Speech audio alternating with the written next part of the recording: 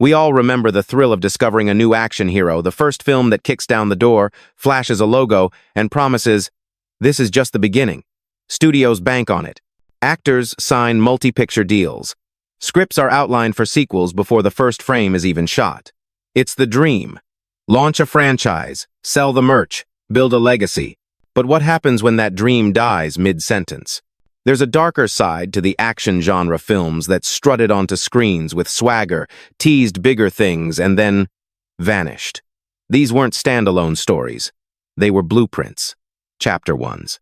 Films that ended with a wink to the audience, an unresolved threat, or a villain escaping into the shadows. All signs pointed to a part two. Yet no sequel ever came. Some were victims of box office apathy. Others were cursed by critical ridicule. A few collapsed under studio politics or last-minute rewrites. And some, perhaps the most fascinating, disappeared for reasons no one can quite explain. Deals fell apart. Rights got tangled. Time moved on. These aren't just forgotten movies. They're cinematic false starts, ambitious, flawed, sometimes brilliant first steps into universes that never materialized. And in many cases, the ruins are still there. Teaser trailers for sequels that were never shot, scripts buried in studio archives, actors who waited years for a phone call that never came. What makes these stories compelling isn't just what we saw on screen, but what we were promised and never got. Because in action cinema, sometimes the biggest explosions happen off-screen. Let's step into the wreckage. Here are 15 action films that were designed to launch a franchise and then disappeared without a trace. Fact Hasson, American Kickboxer, 1991. Few action films have been so blatantly set up for a sequel, only to be hijacked by its own franchise.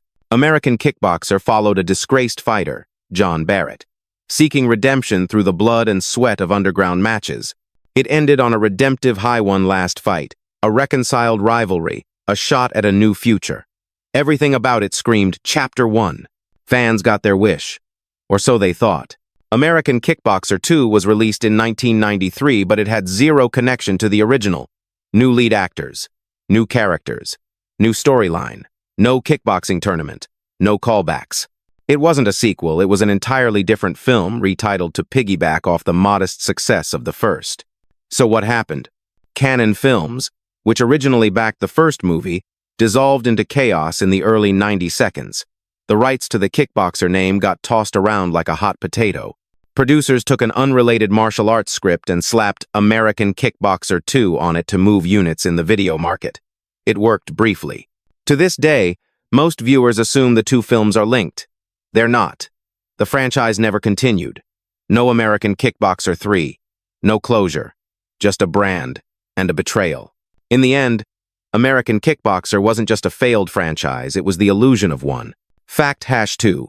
Hologram Man. 1995. This one wasn't just meant to launch a franchise, it was sold as one before a single ticket was bought.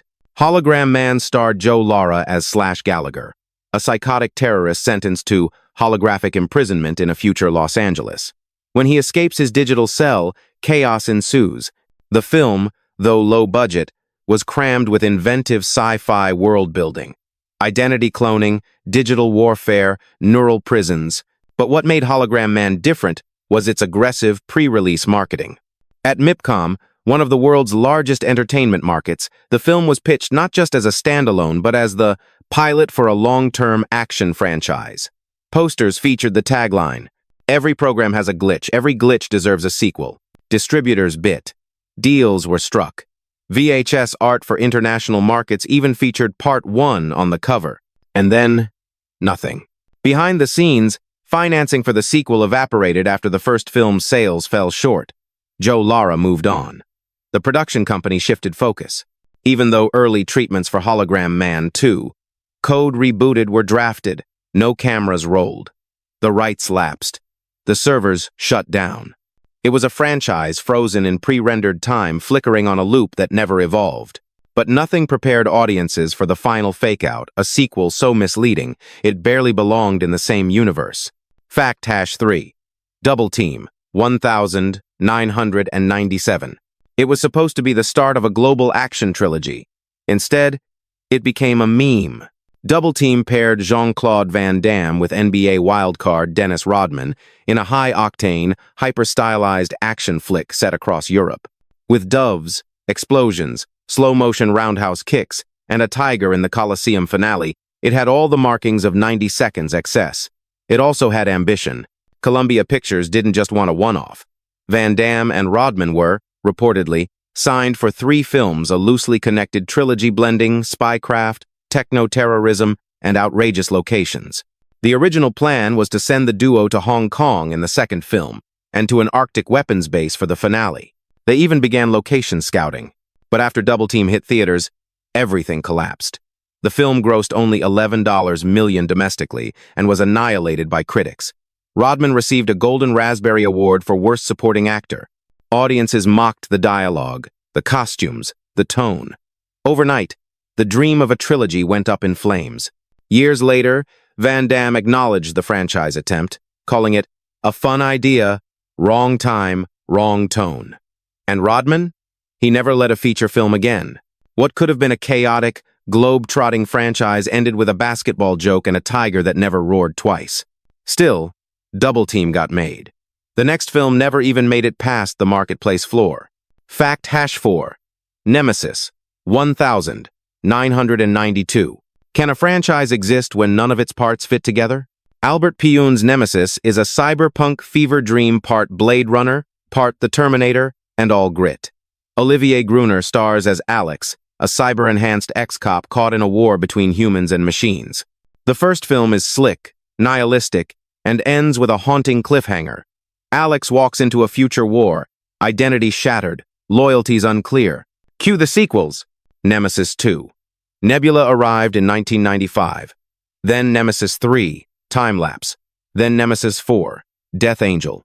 But instead of continuing Alex's story, they rebooted the timeline, changed protagonists, and scrambled the lore. By the fourth film, we were following a different cyborg in a different world with a different war. Fans were confused. Was this a multiverse? A reimagining? A rights issue? Turns out it was all of the above. Due to budget limitations, casting conflicts, and haphazard production schedules, each film was developed semi-independently. Pyun tried to reframe the franchise with new characters and recycled footage. Some scenes from the original were literally spliced into later entries. Continuity was abandoned in favor of whatever story could be shot quickly and cheaply. What started as a promising cyberpunk franchise became a cinematic puzzle with missing pieces and misprinted edges. No real arc, no closure, just fragments of what might have been a genre-defining saga. And the next film? A crossover dream turned box office nightmare. Fact #5. Time Bomb, 1991. What happens when your memory is fake but your danger is real?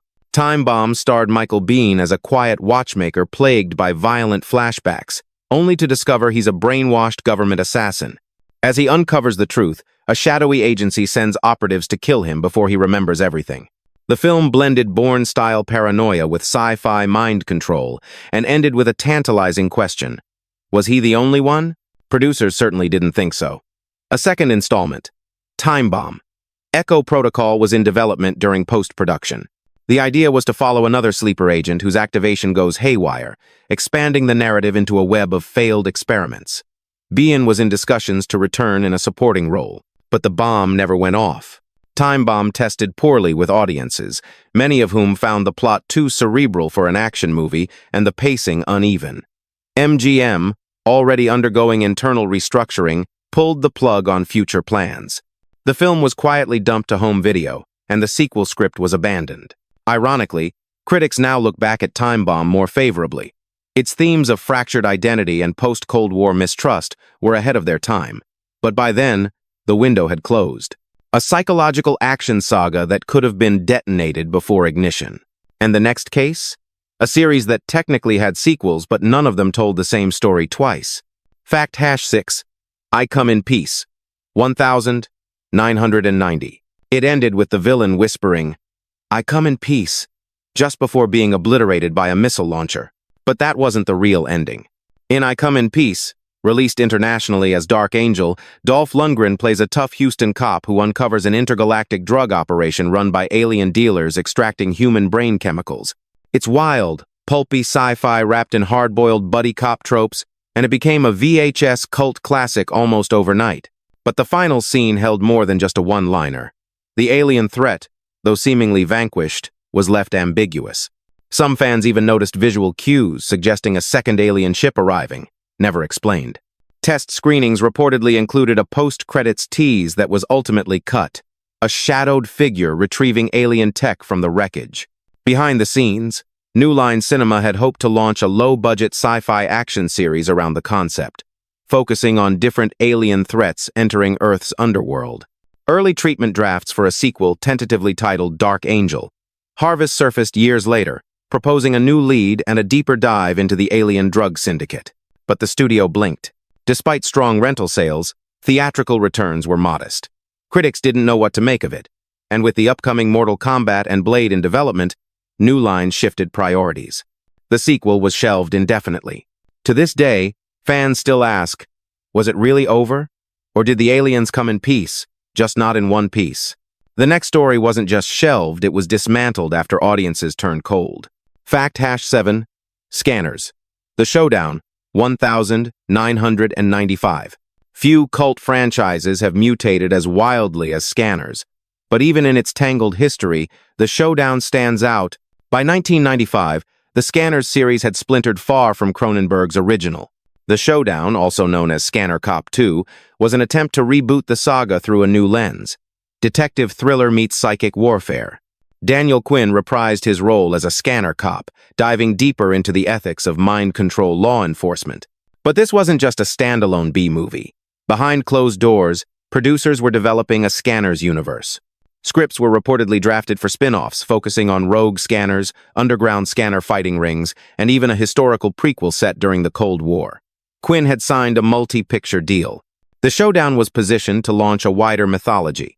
And then, everything vanished. According to insiders, a major legal dispute erupted over franchise ownership. Rights between Pierre David's production company and the original property holders became tangled.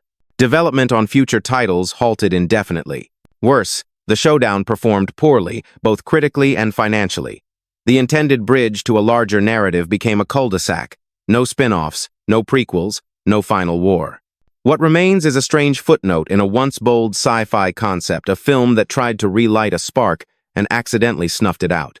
But in the next case, it wasn't legal drama or poor sales that killed the sequel, it was a villain who never really died. Fact #8. Drive, 1997. When Drive was released, action fans felt like they'd unearthed a secret weapon. Directed by Steve Wang and starring Mark Dacascos as a bio-enhanced fugitive on the run, Drive was kinetic, funny, and packed with Hong Kong-style fight choreography rarely seen in Western cinema at the time. Think Rush Hour, but grittier, faster, and strangely, deeper. The chemistry between Dacascos and co-star Kadeem Hardison was electric. The world hinted at deeper tech conspiracies, hidden factions, and other augmented warriors. It ended with our hero heading toward a mysterious facility in Los Angeles, clearly a gateway to the next chapter. That chapter even had a name. Drive 2. The Mission. A full sequel outline was written. Dacascos was enthusiastic. In interviews, he described Drive 2 as bigger, dirtier, and more tragic. There were discussions of Japanese co-financing. Storyboards leaked. Fans begged for it. But the deal fell through. Despite critical acclaim and a strong VHS performance, Drive never got a theatrical release in the US. A death sentence for franchise potential. Studios were hesitant. The market didn't yet appreciate Eastern-influenced action outside of niche circles. The sequel was shelved. The momentum, gone. Today, Drive is seen as one of the best DTV action films ever made. But for those who know, it's also one of the greatest franchise opportunities that never got out of second gear. And from gear shifts to brain blasts, another saga was about to begin until the rights vanished. Fact #9, TC 20001993. Few films screamed first installment louder than TC 2000. Set in a dystopian future where the elite live underground and the surface is left to chaos, this cyber action flick starred Billy Blanks as a security enforcer turned reluctant hero.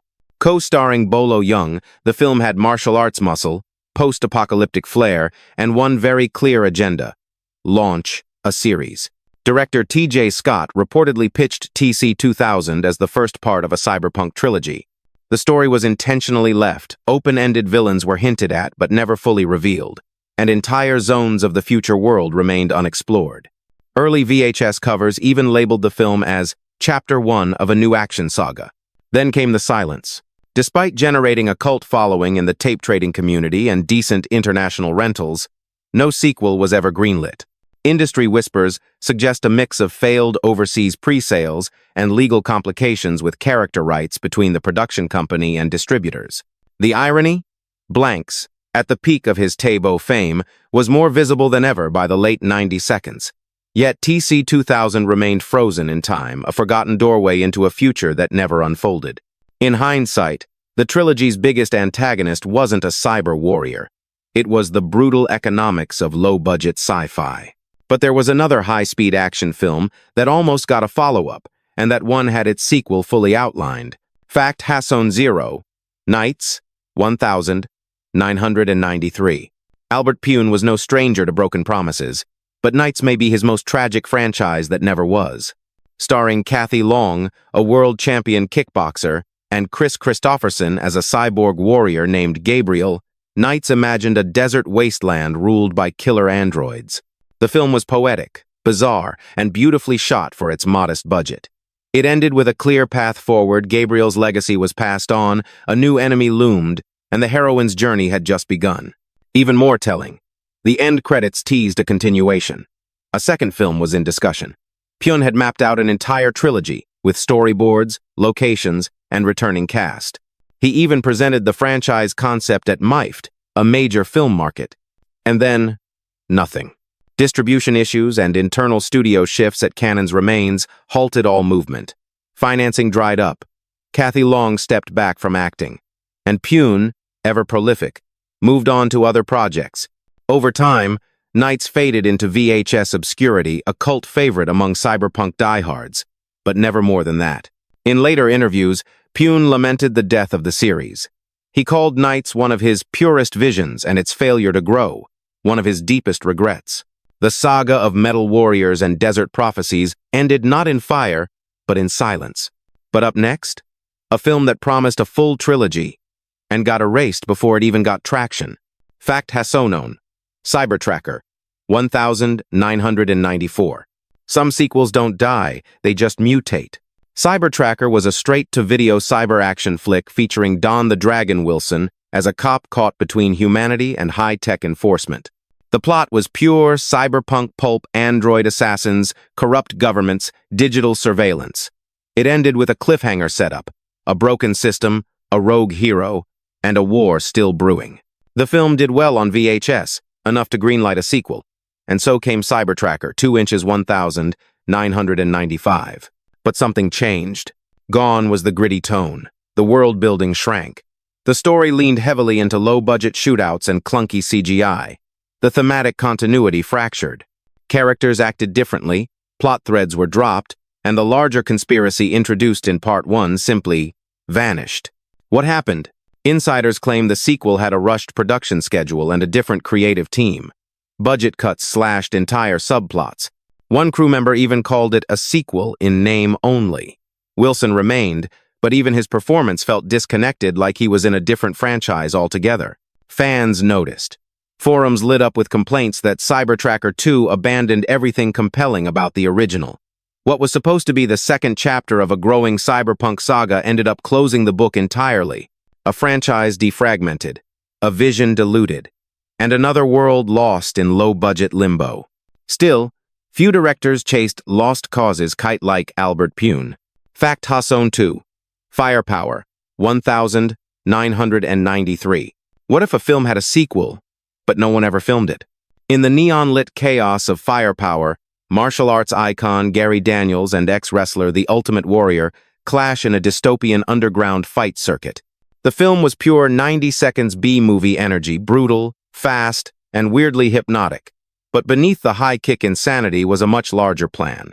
Director Richard Pepin, known for his rapid-fire action output, reportedly had a second script locked and loaded even before the first film wrapped. In fact, Firepower 2 was pitched to international buyers at the American film market just weeks after the original's release. The sequel was to expand the universe. More fighters, more cities, more tech, basically. Mortal Kombat meets RoboCop, but it never came. According to crew members, funding collapsed after distribution deals fell through. The domestic performance was underwhelming. And with the Ultimate Warrior's erratic behavior during production, there were internal fears about casting stability. Even with fan interest simmering in niche VHS circles, Firepower 2 became vapor. Decades later, fragments of the unused script surfaced online, hinting at an even darker tone and an underground war between rival fighting syndicates. But no camera ever rolled. No punches were thrown. In the end, Firepower was a one-punch wonder, a franchise ghosted by financial caution and unstable talent.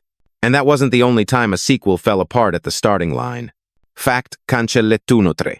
Solo 1996. He was designed to be the ultimate weapon, but he couldn't survive a weak opening weekend. In Solo, Mario Van Peebles played a cybernetic soldier who defies his programming and goes rogue to protect innocent villagers. Based on the novel Weapon by Robert Mason, the film blended sci-fi, jungle warfare, and a strong anti-war message. Sony Pictures didn't just want a one-off, they wanted a series. Contracts were signed for multiple films. Early drafts of a sequel, rumored to be titled Solo, Rewired, were already circulating. Van Peebles was on board. The final shot even teased a broader conflict beyond the jungle Solo walking into a new mission. Unseen. But none of that ever happened.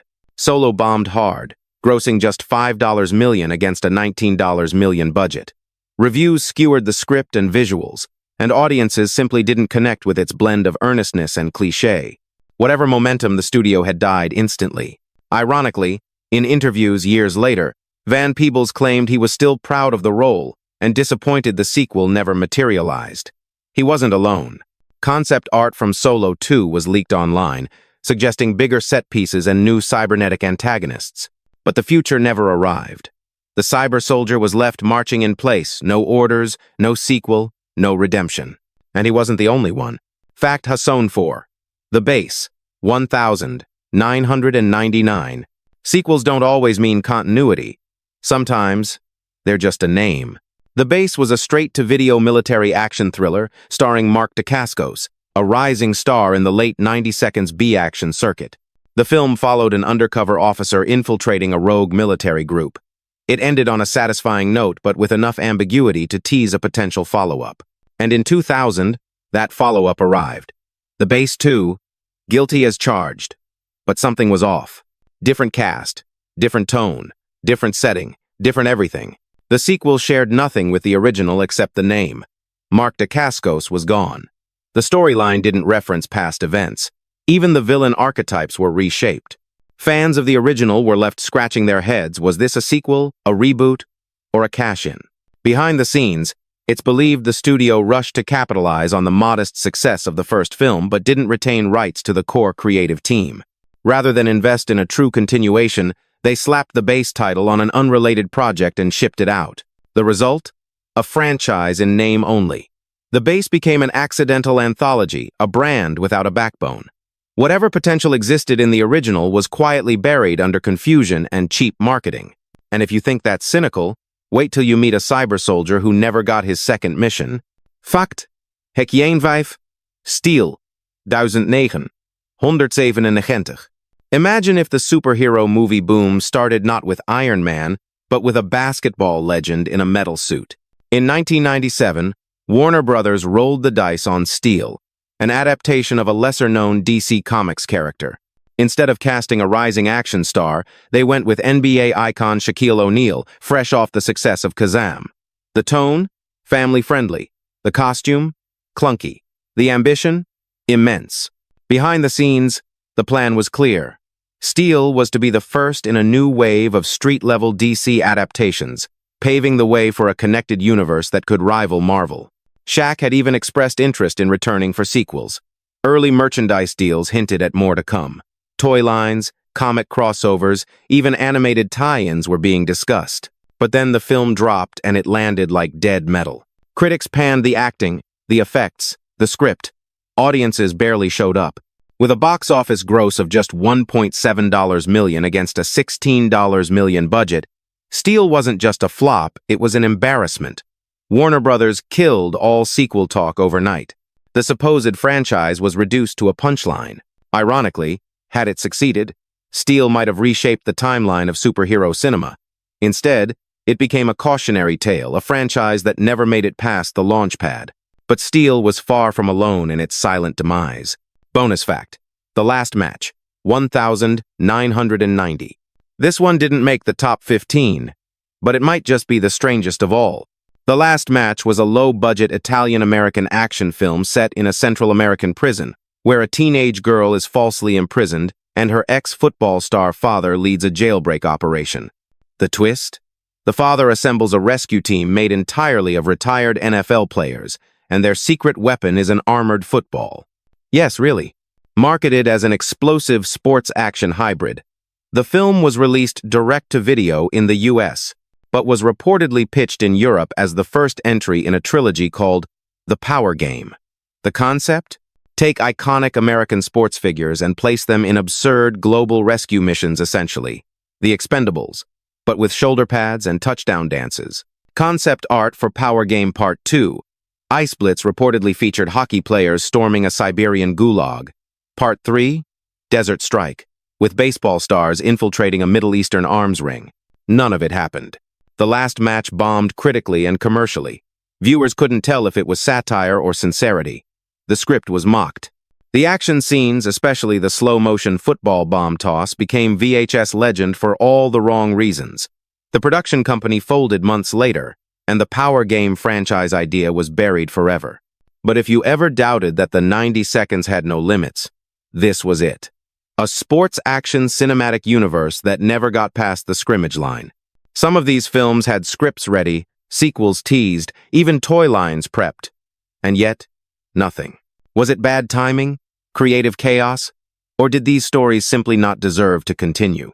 We've shown you 15 roads that were supposed to lead somewhere but ended in silence. Now it's your turn. Which of these near franchises deserved a second chance? And which ones were better left unfinished? Tell us. What's the greatest action sequel that never happened but should have?